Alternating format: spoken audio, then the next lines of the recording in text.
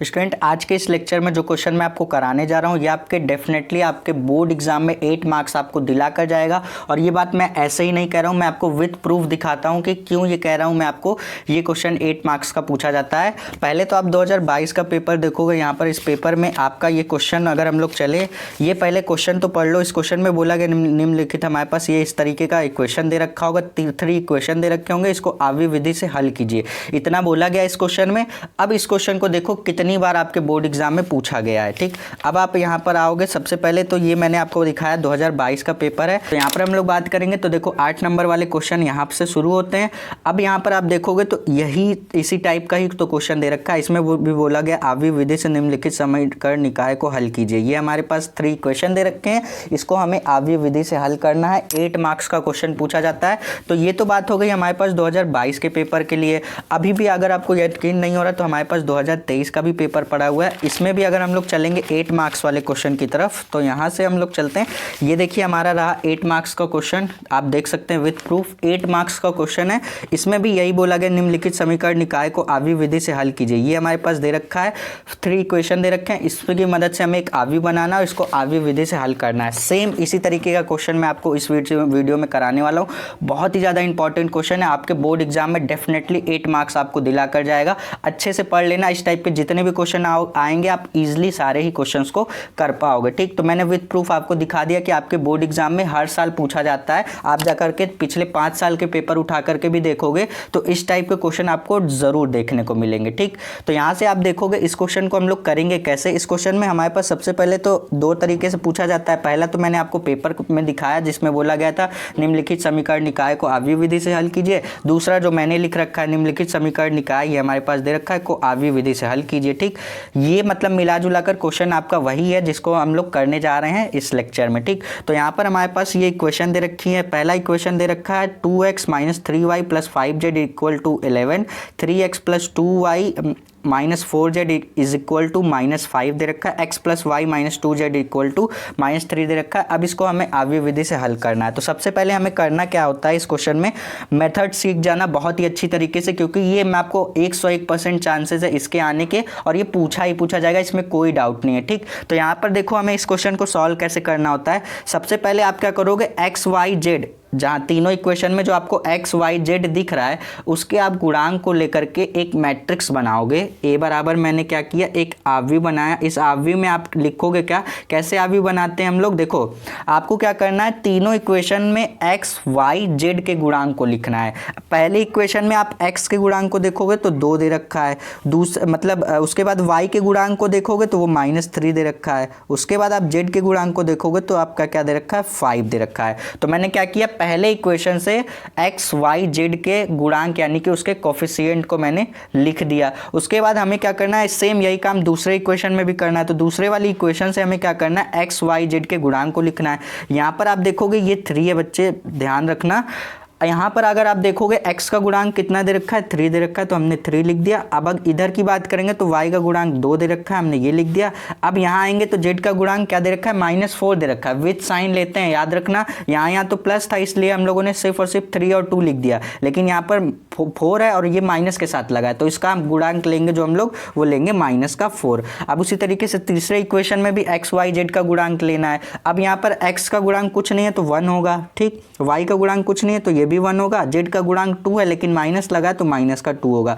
मैंने क्या किया, x y z के तीनों इक्वेशन में से मैंने x y z के गुणांक को लेकर के एक मैट्रिक्स बनाया जिसको हमने a के बराबर ले लिया। अब इस मैट्रिक्स का हम लोग क्या करेंगे, इसको एक्सपेंड करेंगे। ठीक, तो देखो कैसे करेंगे, लिखा a = अब आप क्या करते हो, 3 × 3 की मैंने बहुत बार सिखाया, लेकिन फिर भी अगर आप पहली बार विजिट कर रहे हो तो ध्यान से देखो कैसे करते हैं। अगर आप इस 2, पहले तो आप इस 2 को लोगे तो लिखा 2, अब आप एक बनाओगे ब्रैकेट। अब सर इस ब्रैकेट में हमें लिखना क्या होता है, जब आपने इस 2 को ले लिया ना तो आप क्या करोगे, जिस 2 पर ये मतलब जिस कॉलम पर ये 2 है उस कॉलम को आप छुपा लीजिए, और जिस रो पर ये 2 है उस रो को छुपा लीजिए।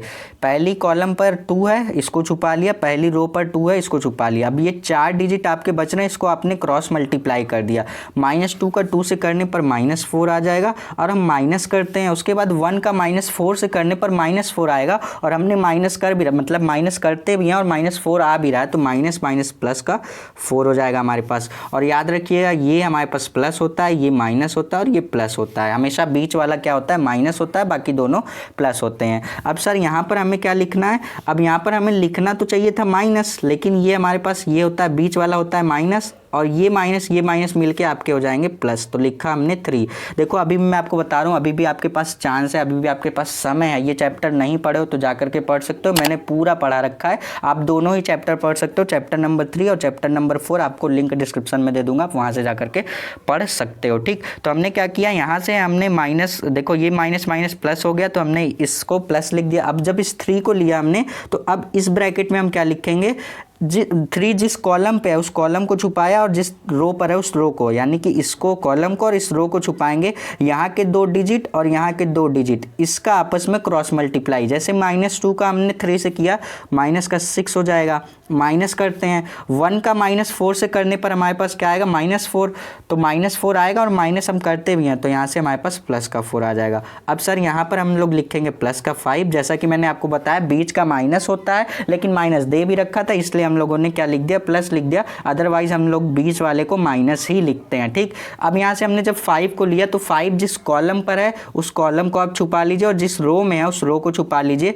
तो हमने ये कॉलम और ये रो को छुपाया, तो ये 4 डिजिट हमारे पास बचे, इसका हमने क्रॉस मल्टीप्लाई करके लिख देना है। 1 का 3 से कर दीजिए तो 3 हो जाएगा, -1 का 2 से कर दीजिए तो 2 हो जाएगा। तो इतना हमने कर दिया, अब इसका कर दीजिए कैलकुलेशन, तो आपके पास वैल्यू आ जाएगी a की। ठीक, तो यहाँ से हम लोग लिखेंगे a = यहाँ से तो ये तो 0 हो जाएगा, क्योंकि -4 + 4 हमारे पास ये 0 हो जाएगा, तो 2 से मल्टीप्लाई करके ये भी 0 हो गया, इसको कट कीजिए, ये तो 0 हो गया। अब बात करेंगे -6 और प्लस का 4 क्या आएगा, -2 का मल्टीप्लाई 3 से करने पर -6 हो जाएगा हमारे पास, और उसके बाद लिखा प्लस 3 - 2 1 हो जाएगा, 1 का मल्टीप्लाई 5 से तो 5 ही आएगा। ओवरऑल मिलाकर के बात करेंगे a की, तो कितना 6 - 5 -6 + 5 यानी कि माइनस का 1 आ जाएगा। तो ये तो वैल्यू आ गई हमारे पास a की। हमें करना क्या, ध्यान से सुनना, स्टेप बाय स्टेप हमने एक मैट्रिक्स बनाना है, उसको एक्सपेंड करके a की वैल्यू निकाल लेनी है। अब याद रहे हमें अब निकालना जो है वो निकालना है ax। अब हम क्या करेंगे, निकालेंगे ax कैसे निकालते हैं, हमें कुछ नहीं करना है, यहाँ पर भी एक मैट्रिक्स ही बनानी है, लेकिन इस मैट्रिक्स में हमें करना क्या है, अब यहाँ पर देखो इस मैट्रिक्स को बनाने के लिए हमें करना क्या है, कुछ नहीं करना है। यहाँ पर पहली वाली कॉलम को ax जब भी निकालोगे तो पहली वाली कॉलम के प्लेस पे आप ये वैल्यू लिखोगे। ठीक, ये वाली वैल्यू जो आपके इक्वल टू के उधर दे रखी, मतलब इक्वल के जो राइट हैंड साइड में दे रखी है वैल्यू इक्वल के, उसको आप लिखोगे पहली कॉलम पे। लिखा 11 दे रखी है, -5 दे रखी है और माइनस का 3। बाकी के आप दोनों कॉलम को आप एज इट इज लिखोगे। जब ax निकालोगे तभी इसको पहली कॉलम पे लिखोगे, जब ay निकालोगे तो इस वाली वैल्यू को आप दूसरी वाली कॉलम पर, जब az निकालोगे तब आप इस वाली वैल्यू को आप क्या लिखोगे, तीसरी वाली कॉलम पर लिखोगे। फिलहाल हम ax निकाल रहे हैं, अभी ay भी निकालेंगे, az भी निकालेंगे। क्वेश्चन थोड़ा सा लॉन्ग है इसीलिए 8 मार्क्स का पूछा जाता है। तो यहाँ से हमने लिखा 2 और 1 और यहाँ से लिख दिया 5 - 4 - 2। अब ax निकाल लिया, तब ax जैसे हमने a निकाला था तो a की वैल्यू हम लोगों ने निकाल ली एक्सपेंड करके, उसी तरीके से ax निकाला तो ax की भी वैल्यू हम लोग क्या करेंगे, एक्सपेंड करके निकालेंगे। कैसे निकालेंगे अब तो आपको आ गया होगा करने। हमने जब इस 11 को लिया तो हमने क्या किया, इस वाली कॉलम और इस वाली रो को छुपाया, -2 का मल्टीप्लाई 2 से तो हमारे पास माइनस का 4 हो जाएगा। माइनस करते हैं, 1 का मल्टीप्लाई हमने -4 से किया तो माइनस प्लस का 4 हो जाएगा। अब बीच वाले को हम माइनस करते हैं, बीच में हम लिखते हैं माइनस, लेकिन -3 दे रखा है तो माइनस प्लस का 3 हो जाएगा। ठीक, उसके बाद हमने इस कॉलम को और इस रो को छुपाया तो ये 2 डिजिट और ये 2 डिजिट, -2 का मल्टीप्लाई -5 से, तो पहले तो माइनस आपका प्लस हो जाएगा। -2 का मल्टीप्लाई जब हम -5 से करेंगे तो हमारे पास आएगा 10, क्योंकि माइनस हमारे पास प्लस हो जाएगा। अब -3 का मल्टीप्लाई -4 से, तो यहाँ भी पहले तो माइनस आपका कैंसिल आउट होकर के प्लस हो जाएगा। 3 का मल्टीप्लाई 4 से, यानी कि हम लोग क्या लिख देंगे, 12 लिख देंगे। देखो तो -3 का मल्टीप्लाई -4 से करने पर हमारे पास प्लस का 12 आता है, यहाँ पर हम बीच में लिख करते हैं माइनस। अब यहाँ पर लिखा प्लस, अब इस 5 को लेंगे तो लिखा 5, अब इस कॉलम को और इस रो को छुपाया, जिस कॉलम में 5 है उस कॉलम को छुपा लिया और जिस रो पर 5 है उस रो को छुपाया, तो ये 4 डिजिट ही तो बच रहे हैं। 1 का मल्टीप्लाई -5 से तो -5 लिख दिया। उसके बाद करते हैं -3 का मल्टीप्लाई 2 से करिए तो माइनस का 6 आएगा, और माइनस हम कर भी रहे हैं तो माइनस माइनस प्लस का 6 हो जाएगा। ठीक, तो अब इसको आप कैलकुलेट कर दीजिए, आपके पास वैल्यू आ जाएगी ax की। तो ax इक्वल टू हमें क्या करना है, यहाँ से लिखना है पहले तो ये तो 0 हो जाएगा। क्यों सर, -4 + 4 ये हमारे पास 0 हो गया। अब यहाँ पर आप 10 -12 कर रहे हो तो माइनस का 2 आएगा, -2 का मल्टीप्लाई 3 से तो माइनस का 6 आ जाएगा। अब यहाँ पर हम लोग बात करेंगे -5 + 6 क्या आएगा, 1 आएगा। तो यहाँ से 1 का मल्टीप्लाई 5 से तो हमारे पास 5 आ जाएगा। ओवरऑल मिला करके बात करेंगे तो ax की जो वैल्यू यहाँ पर आएगी, जो a की वैल्यू आई है वही ax की वैल्यू आ जाएगी -1। तो ये तो ax की वैल्यू आ गई। तो जैसे यहाँ पर हम लोगों ने a निकाला था तो a को एक्सपेंड कर दिया, उसी तरीके से ax निकाला तो ax को एक्सपेंड करके ax की वैल्यू निकाल ली। अब सेम बच्चे इसी तरीके से हम लोग क्या करेंगे, देखो मैं बता दूँ इस क्वेश्चन में करना क्या है, कहाँ तक लेके जाएंगे इस क्वेश्चन को। ये हमारे पास बोला गया निम्नलिखित समीकरण निकाय हमारे पास दे रखा, आवी विधि से हल कीजिए। इस क्वेश्चन में करना कुछ नहीं होता, हमें x y z, ये जो हमारे पास x y z ये टर्म दिख रहा है ना, इसी की वैल्यू हमें निकालनी है। आगे चल के हम x y z इन तीनों की वैल्यू को निकाल लेंगे, वही हमारा इस क्वेश्चन का फाइनल आंसर माना जाएगा। तो देखो हम लोगों ने a बराबर एक मैट्रिक्स बनाया तो a की वैल्यू निकाल ली, ax बराबर एक मैट्रिक्स बनाया तो ax की वैल्यू निकाल ली। अब सेम इसी तरीके से हम लोग किसकी वैल्यू निकालेंगे, ay की वैल्यू निकालेंगे। तो ay निकालने के लिए हमें कैसे मैट्रिक्स बनानी होगी, एक क्वेश्चन को ध्यान से समझ जाओ, इससे रिलेटेड सारे क्वेश्चन को आप अटेम्प्ट कर पाओगे। अब हम लोगों ने यहाँ तो a निकाला था, अब हमें ay अगर निकालना है तो हम क्या करेंगे, पहली कॉलम को हम एज इट इज रहने देंगे।